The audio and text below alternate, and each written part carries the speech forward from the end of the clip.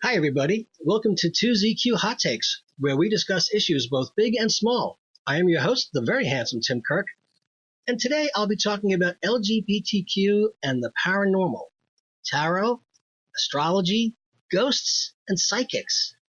Man, oh man, do the gays love the paranormal. So much of our culture, reading, and viewing habits center around vampires, zombies, ghosts, and paranormal in general, that we incorporate a lot of it into our day-to-day lives. Even family films like Paranorman have a great big hunky gay boy smack dab in the storylines.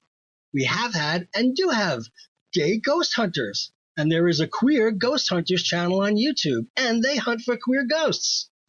There's Queer Paranormal, whose webpage byline reads, "Welcome to the weird, queer world of the paranormal and unexplained." And this is not to forget the Wiccan queers, the occultists, the witches, warlocks, and spiritualists, including Tyler, the Beverly Hills medium, who does a fairly good cold reading. Speaking of queers and cold reading, Tyrone Power in 1947's Nightmare Alley put this stuff on display for mass audiences. And Tyrone was one of us, bisexual, as the apocryphal stories go.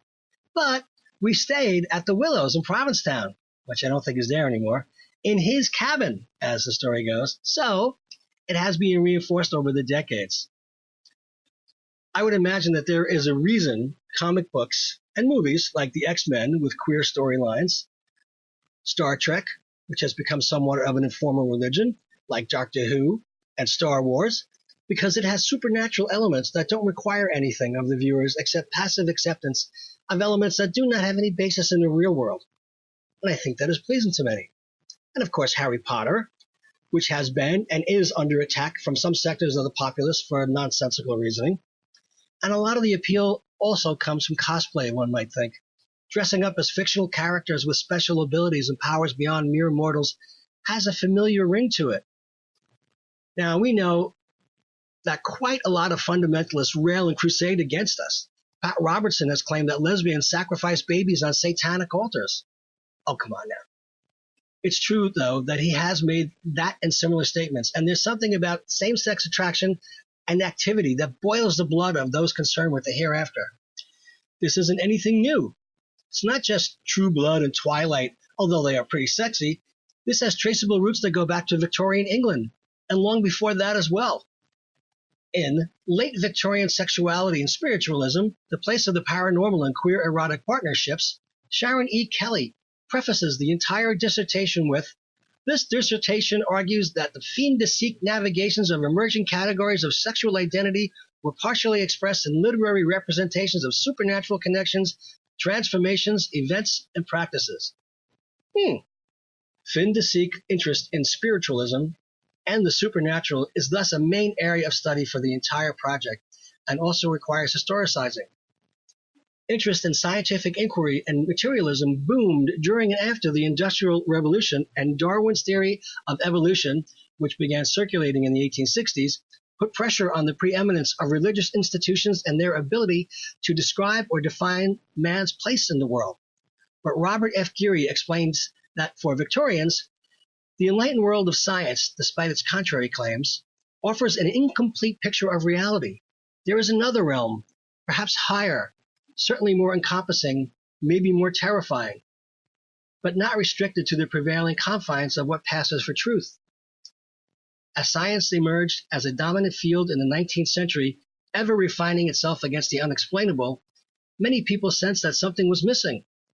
Although common knowledge of the time claims that the Victorians in general went through a mass secularization, more recently the shift away from Christianity has been reframed in a scholarship as a shift towards a wide assortment of alternatives. The other realm of spiritual alternatives described is set apart from our realm by contrast. It is only by looking at what is supernatural that we understand what is meant by the natural, or as Geary puts it, the true. These alternative spiritual experiences and approaches to the supernatural explain the ways that Victorians thought about gods, the afterlife, and perhaps most importantly, their own place in the world. The paper goes on to say, like the heterogeneous spiritualist movements and communities described, there are many terms and classifications that can be applied to sexual identity. The solidification of the homosexual-heterosexual binary shortly after the fin de siècle led to the stagnation of viable sexual identity options for much of the 20th century. How about that? And on the other side of the Atlantic, on the other side of this continent, a scholar named Robb Hernandez wrote, Straight Talk, Queer Haunt, the Paranormal Activity of the Chicano Art Movement. So it's not just limited to the British or Anglophile Americans. And if you go to Tumblr, you can see animated GIFs from films where naked lesbians practicing witchcraft levitate themselves in fireside rituals in the woods. Are we all the pawns of Satan? Mia Farrow did have that butch little short haircut in Rosemary's Baby, and that was in 1968. The Hunger also depicted those who were pansexual, polymorphously perverse, bisexual, etc. Queers. Which leads me to say, psychological manipulation is not that hard. People love to be flattered, whether they recognize it or not. When it comes to things that have nothing to do with their day-to-day lives, people love to imagine that they have access to something that's better or more powerful or reassuring. In college, I had a great psychology 101 teacher who had the entire class do a personality profile, and they all turned out to be flattering. She then told us they were designed to flatter us, that we cherry-pick the words we like and disregard the rest. I used the same psychology while managing a website for a well-known wine company. I took that website from not being indexed to Google PageRank number 5 in 6 months, if that is still relevant at all.